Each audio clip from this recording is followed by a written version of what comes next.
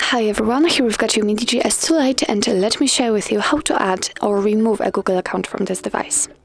So first of all, we have to enter the settings, and now we have to scroll down in order to find the accounts. Let's tap on it.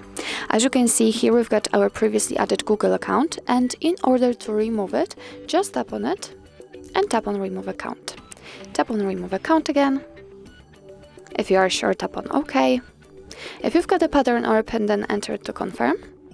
And as you can see, it immediately disappears, so it means that we successfully removed it.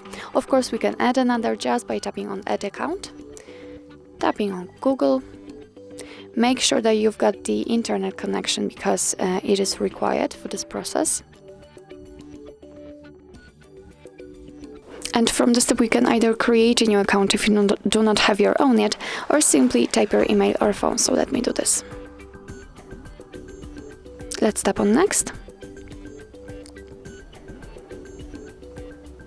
Here we've got the password, we have to enter it, so let me do this out of the screen.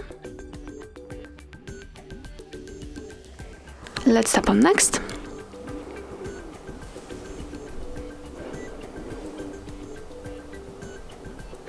Here we've got the Google Terms of Service and Privacy Policy. Of course, you can read it.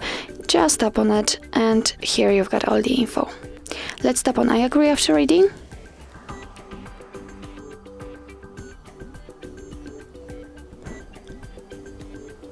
Here we've got the backup and storage info, so simply tap on accept. And as you can see, we just successfully added our Google account to this device. So actually that's all. This is how to manage Google account in your UMIDIGI S2 Lite. Thank you so much for watching. I hope that this video was helpful, and if it was, please hit the subscribe button and leave the thumbs up.